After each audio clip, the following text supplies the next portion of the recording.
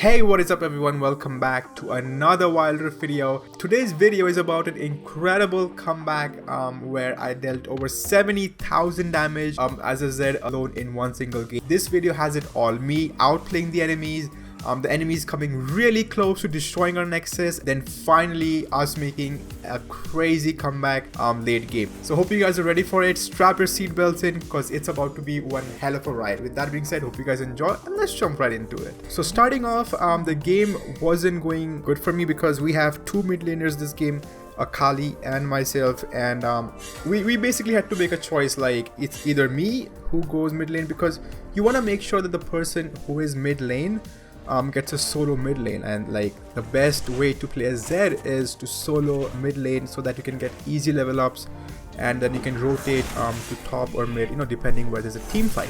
I mean, that's the whole idea of like having a solo mid lane, and the reason you are solo is so you can get all of that XP from clearing the minion waves, and you can get all of that gold and you do not have to share it with a teammate. So that is the whole idea with going mid lane as a solo. But here obviously I tried to tell Akali that, hey, either you go top or I'll have to go top, and in this case Akali was pretty adamant about it. Like, she did not want to go top lane, and I was like, you know what, that's fine, it's not really worth it, because if I were just standing there and arguing about it, it wouldn't have helped either of us. So it was pretty pointless to argue with her, so I just make my way to top lane. And here I am going against Assassin Evelynn, who is pretty good assassin. Like, she can deal some serious damage. Again, like, I don't know why people do this. Like, she just completely does not respect the fact that I have a shadow placed right in front of her and she's pretty weak. She continues to clear minion waves even though my shadow is literally right beside her.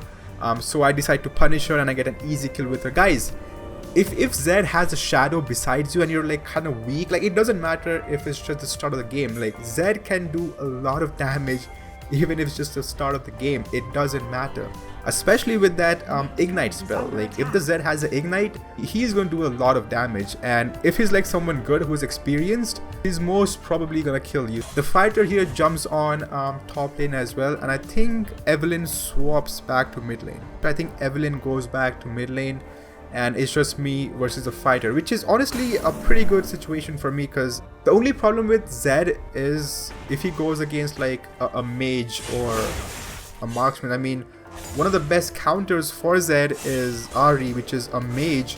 So anyone who's got a good damage long range is basically a problem for Zed, and someone with like a fighter does not help you, because I can just keep dealing small bursts of damage and just get you super weak and then eventually just kill you with my ultimate. And that is what my plan was over here. Like, this guy is trying to clear the minion wave, but he gets pretty weak. I'm already level 6 here, and this guy knows his trouble. Like, he knows I'm about to use my ultimate on him, and here he decides to jump in to try and clear the minion wave, but that's just another free kill for me. Like, instead go back to your base, because I'm not going to deal that much damage to the tower right now. Like, I'm not going to be able to destroy a tower. There is no need to try and defend the tower in that situation, because you're just going to give away a free kill against someone like Zed.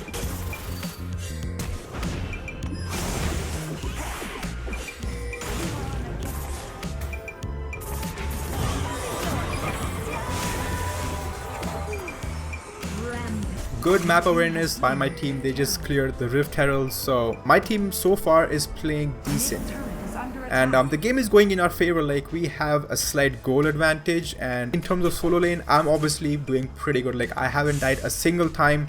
Here I do get pretty close to just picking another easy kill, but she uses her ultimate and flashes out, and that was just well played by her. Barely makes it out alive, and then this is what I see. The enemy ADC get 3 kills mid-map, and I'm like, wait, what is going on right now? Here, I don't know why Orianna decided to stick around. Like, she should have just backed off. Like, you guys were already pretty weak from the team fight. There was no need to take that engagement, especially being that close to the tower with Zed being there. Here I again catch the assassin, get an easy pick on her, but in terms of goal advantage, the enemy team is making a comeback. Like, they're almost catching up with the goal difference, and the enemy ADC is just absolutely going to town on my team. Like, My team is just absolutely feeding them. Like, the problem with my team is that they're just taking pretty stupid team fights. Like, look at this. This guy just took a 1v3 engagement. There is no need to do that. Like, you're not gonna win the 1v3 unless you're like Darius or someone. And this is exactly what I was typing in game at this point. I thought I was in bush hidden, but I wasn't, and I did get caught over here by the enemy mage and the ADC. If it was just the enemy marksman, I easily would have gotten a shutdown on him, but I instead used all of my skills on the mage, and the marksman just has a free kill on me.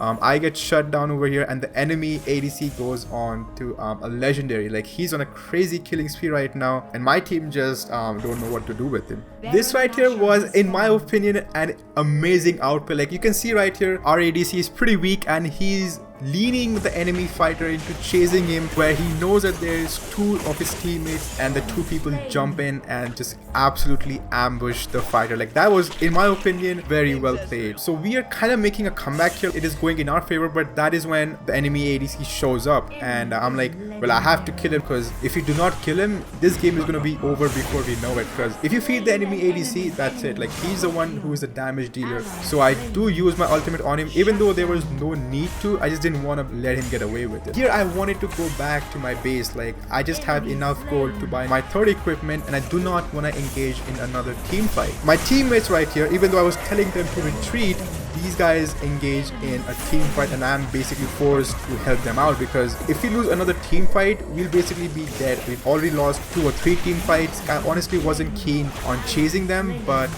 my team just jumped in and I had to back them up, which is fine. Like, we did trade it out pretty evenly, so they did kind of win that team fight, but still, it wasn't that bad either. Here, I'm not really sure what was happening. My entire team decides to jump on the Baron, while the entire enemy team is literally mid lane. And if they were to come and contest us for it, they would have probably gotten the Baron, and they would have killed us as well. So I wasn't really happy on this engagement. I just was making sure that these guys do not flank us. Fortunately, they did not have a ward on the map at that time, and they just had no idea, and that was just a free Baron for us. Like, I honestly did not expect that to go that way. The enemy team does rotate back here, and I'm like, well, there is absolutely no need to even take that engagement. Like, Olaf decided to fight a 1v4, I think that was, which was pretty dumb, honestly. Like, there's no way you're winning that. Sacrificed a Kali or an ADC, and just me and Olaf could have gotten out, but Olaf can do that, but not in this situation.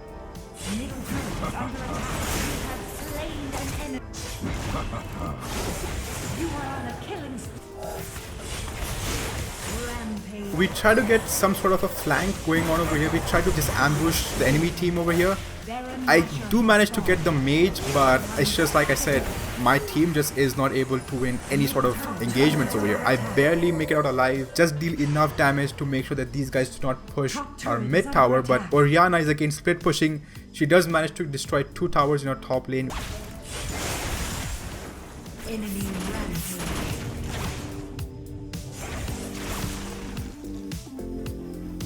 Middle turret is under attack.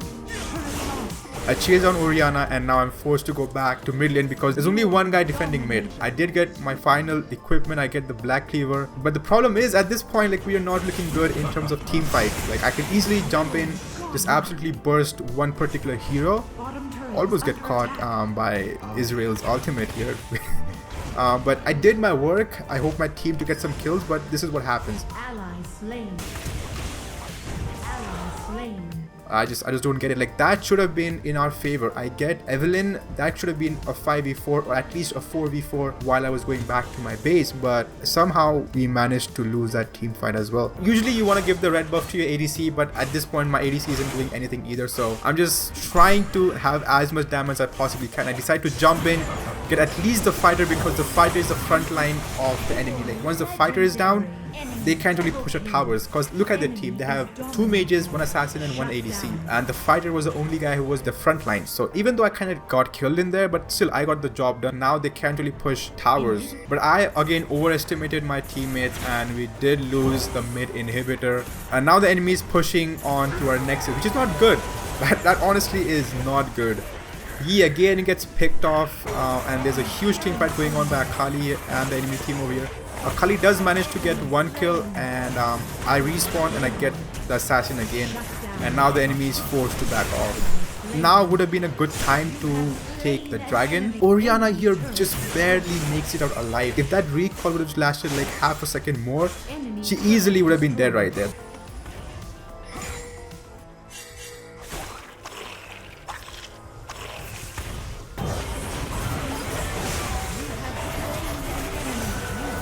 I know it was not a good fight for me to take, but I knew that Zed was hiding, so I was like, you know what, maybe I can just bait their skills and Zed can then just jump in and do a lot of damage. But then this is what I see. This is literally where Yi is on the map. Like, he didn't even engage with the enemy.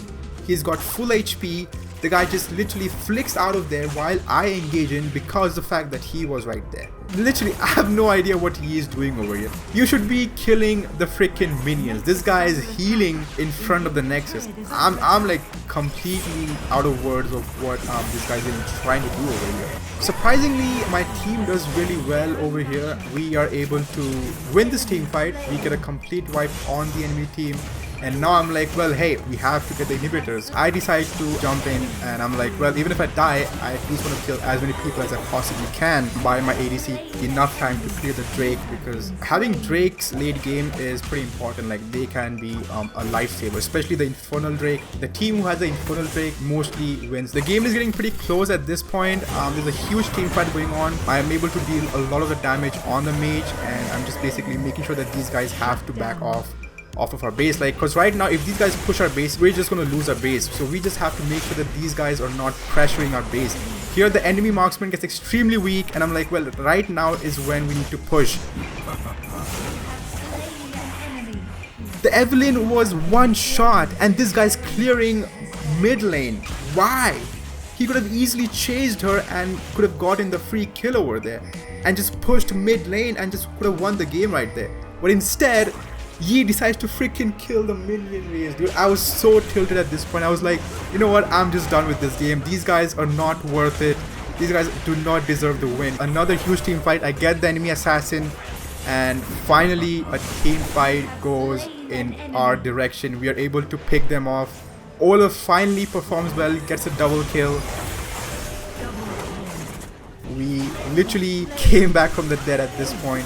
It was probably one of the closest games I've had in a long time, and guess who did the majority of the damage? 71,000 damage, 26 kills. I literally carried these guys like crazy, just barely behind the enemy ADC who did 84,000 damage. Like, that's a lot of damage, bro. So hope you guys enjoyed the video. Leave a like if you did, I would highly appreciate it, and let me know in the comments down below what was your greatest comeback ever. And with that being said, I will see you guys in the next one. Until then, take it easy.